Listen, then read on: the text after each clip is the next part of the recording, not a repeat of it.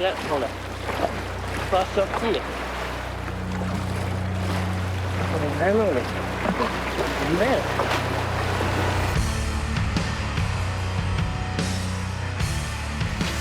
En moins de 2 mois, Aline et Olivier ont parcouru 1000 km de la Suisse à Amsterdam. J'ai manqué le rendez-vous en Hollande après ma chute en parapente. Eux ont poursuivi leur trajet via la mer du Nord, le canal de Kiel et la Baltique, où nous les retrouvons 4 mois plus tard pour qu'ils nous racontent cette étape à Kalmar.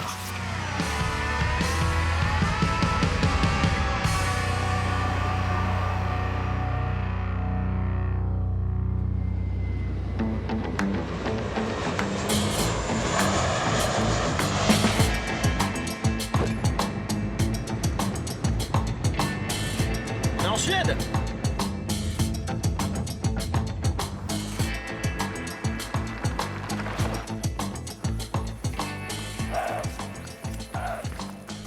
Aline et Olivier nous ont envoyé simplement une photo de leur GPS, de l'état actuel où ils sont. Ils ont un petit peu de Wi-Fi de temps en temps. Donc ils ont juste donné un point dessiné le long de la côte. Et puis on les retrouve. Ça fonctionne facilement finalement. Olivier et Aline sont juste là-bas au bout de la crique. On les avait quittés du côté d'Amsterdam. Ils ont fait un sacré bout de chemin. Ils vont nous raconter tout ça. Je pense qu'ils ont vécu de belles aventures et enfin l'expérience en nature. Youp youp. Pardon. Oh, on n'a pas fait de bruit, hein. Salut Aline. Oh là là là là. Ça a poussé, hein. Ouais, toi aussi là-bas. Ciao. Bonjour Olivier. Ça joue? Ouais, incroyablement bien. Et vous allez comment? Bien, bien. Ouais. Impatiente de te revoir. On a pas. Et puis, Ah, cool. on pouvait pas venir du Valais sans vous ramener ça. Merci. Trop bien. Cool. J'ai pas pensé aux cornichons, mais j'ai du pain suédois et puis une fondue gruyère, vacherin, raclette. Ouais. Ouais. Et le pain suédois, c'est? C'est du pain avec un nom français écrit dessus, qui ressemble vraiment à du pain de Très bien. France, mais Ah ouais, c'est bien, là, c'est cool. bien. ouais. Cool. Cool. Tourte de meule. Alors, je sais pas quelle traduction ils ont fait, mais ça va.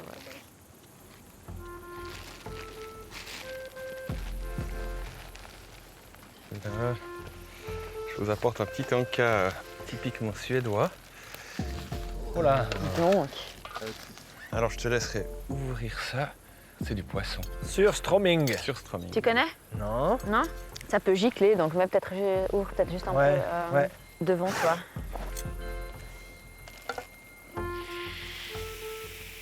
Il est gazeux votre poisson, bien. Oh, ça sent fort. Ouf. C'est du hareng fermenté en fait qui. D'où l'odeur.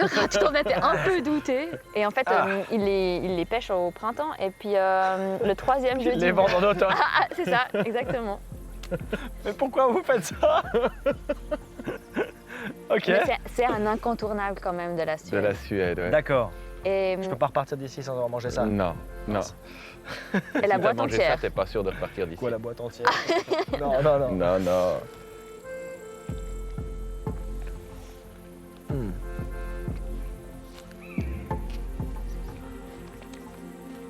Bon sang, c'est costaud. Bon. Il faut manger avec les autres trucs à côté, hein, vraiment. Ouais, ouais. Il faut quand même admettre que certaines personnes le lavent C'est une qui fois certaines qu'ils personnes? ouvrent.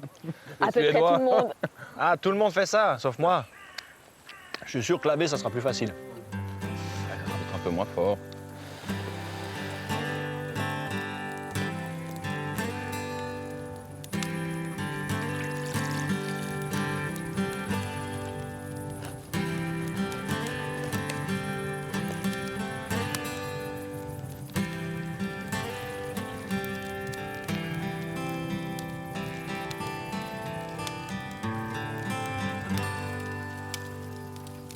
Et ça a changé du tout au tout, j'imagine, depuis Amsterdam. C'est plus le même quotidien, c'est plus la même aventure, non? C'est très différent de ce qu'on vit ici. Ouais, moi je pense que les environnements ont été très différents. On a vraiment eu des réalités de terrain qui étaient différentes. Et puis nous, on a aussi évolué. Puis tout là, on a les îles, quoi. C'est juste incroyable en fait. Ouais. Chaque soir, on a notre petite île privée. C'est juste le rêve, quoi. Là, ouais, là, ça vend du rêve, votre aventure. Ouais. Moi, j'étais en Suisse en train de guérir mon bras quand vous étiez sur le point de rejoindre l'eau salée. C'était un entre-deux d'eau douce, d'eau salée, de mer intérieure à côté d'Amsterdam, là.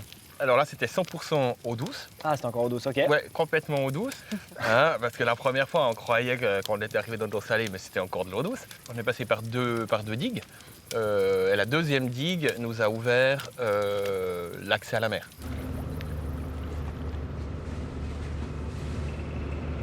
Ça fait quand même quelque chose, hein? Ah? Ça fait quand même quelque chose. Ouais, hein? Un peu d'équilibre au ventre, hein? Quand même, un peu. Cette fois, c'est vraiment l'ouverture sur la mer. Cette fois-ci, il n'y a plus d'arnaque. Non, on va encore la goûter pour vérifier.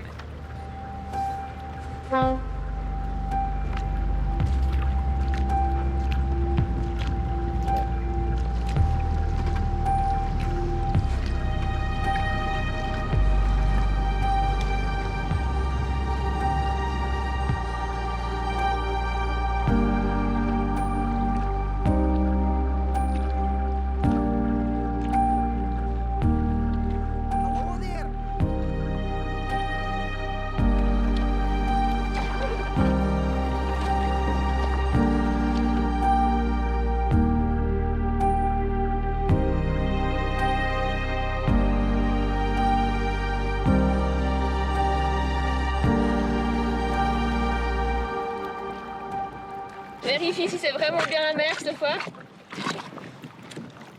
Je confirme. Ça te fait quoi d'être là? C'est cool. Et puis en même temps, c'est un nouvel environnement à apprivoiser. Puis là, pour l'instant, je suis pas hyper confiante en train de tourner autour de cette bouée. Et puis là-bas, il y a des vagues de 2 mètres qui commencent à émerger. Ouais, elles passent, je pense, entre les îles, puis elles viennent de la mer du Nord. Puis le problème, c'est que si c'est comme ça demain, et puis que nous on passe, on les a latérales. Donc ça va juste pas être possible.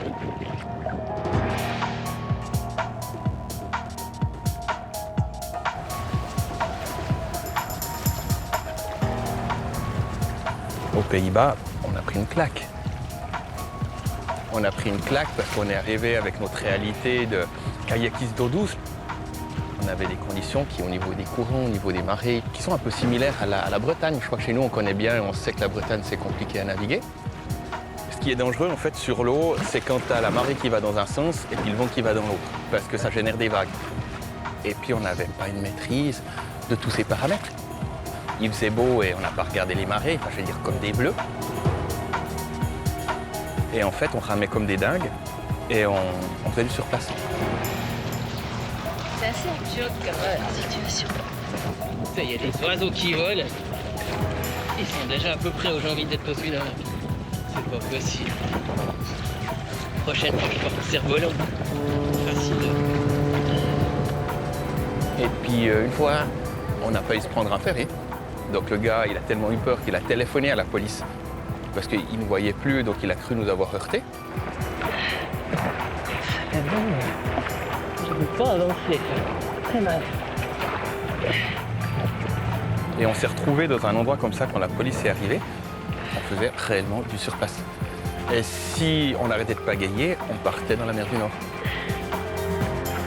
Alors les policiers, ils ont vu que la situation n'était pas catastrophique parce qu'on n'était pas mort ou autre. Et puis après, ils sont repartis quand ils ont vu qu'on a réussi à se mettre à un endroit où il y avait moins de courant.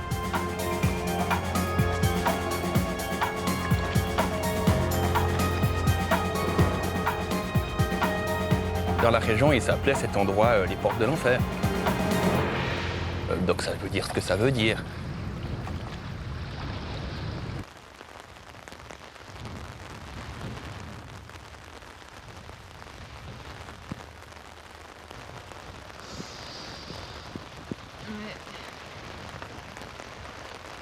Fripée, cloquée et violette.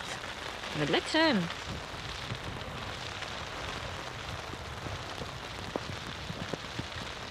Donc là, on a fait 5 km en 3 heures, ce qui n'est pas terrible. Pour demain, si on veut rejoindre le canal, la petite marée, elle est en haut à 5h30. Mais je pense que si on se lève à 4h30, ça veut dire qu'à 5h30, on est prêt à aller. Et puis ça nous fait de 5h30 à 7h. Ça nous fait 1h30 où on est vraiment bien. Ouais. Et puis après, la marée, elle va gentiment reculer. Voilà, puis au pire, c'est-à-dire que simplement on marche un petit bout de plus sur la plage, quoi. Ça nous fera un portage plus long. Ouais. Ouais, on y va comme ça, quoi.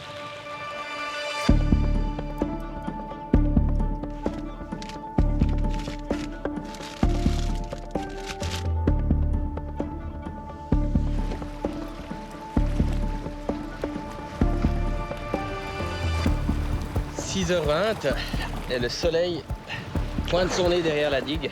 Un timing parfait. On a à peu près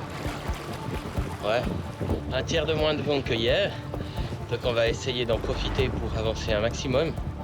Ce qui serait vraiment parfait, c'est d'arriver au bout de la terre, côté continent de la Hollande, pour passer sur les îles Frisson à partir de demain ou après-demain matin.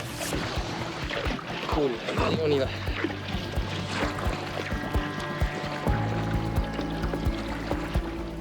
Dans la mer d'Evaden, c'est compliqué d'avoir un bon timing pour pouvoir suivre le vent, la marée et les courants. Il y a aussi plein d'estrons qui font qu'à certains moments de la journée, en fonction de la marée, les terres émergent et puis à ce moment-là, tu ne peux plus naviguer.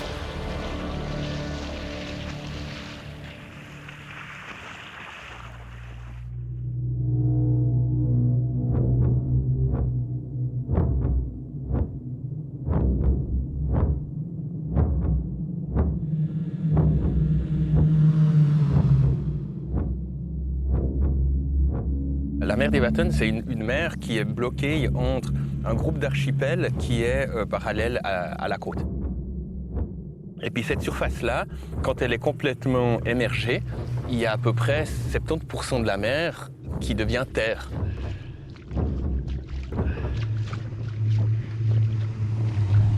C'est des conditions de navigation qui sont hyper complexes parce que si tu arrives sur la boue, t'es bloqué.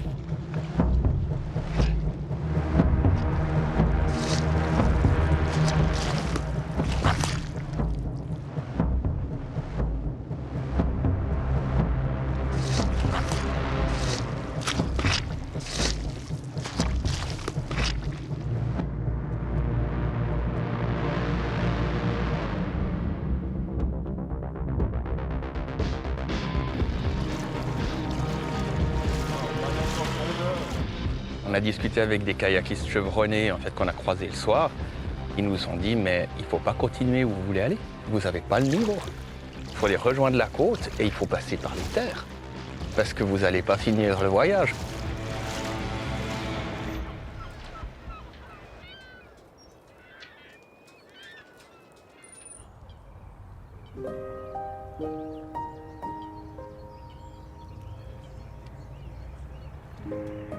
Quand on a créé notre itinéraire en Suisse, alors on ne l'a pas fait en ouvrant 150 000 cartes, on est plus allé comme ça au feeling, sur les envies, sur les besoins.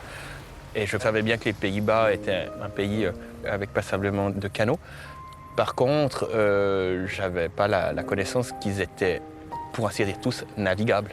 Et je pense que si on l'avait su, on aurait peut-être construit notre voyage à ce niveau-là d'une manière un peu différente.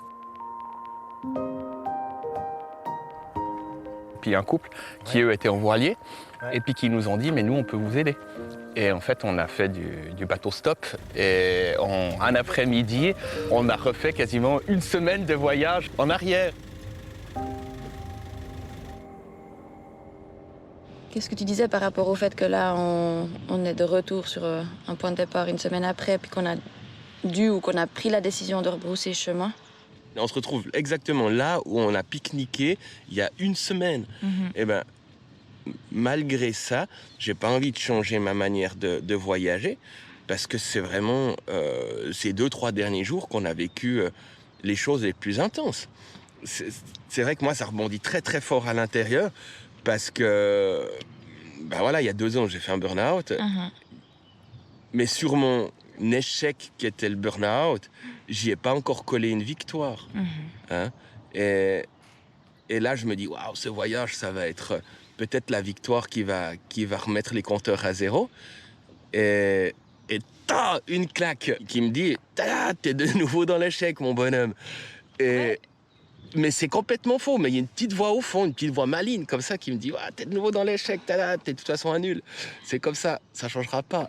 Mais c'est aussi peut-être cette partie-là, le fait qu'on rebrousse chemin, qui nous permettra d'arriver à la fin.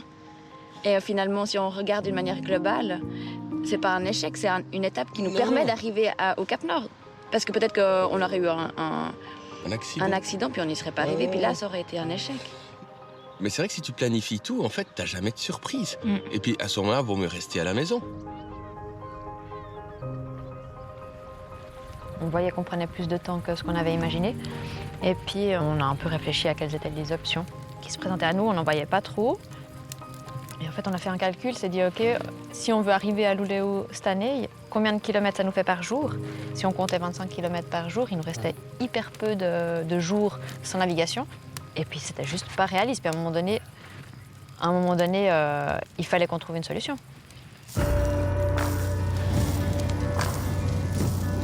Je crois qu'à ce stade de leur périple, je me suis dit que c'était mort pour le planning initial et que ce serait bien plus compliqué que prévu d'arriver au Cap Nord.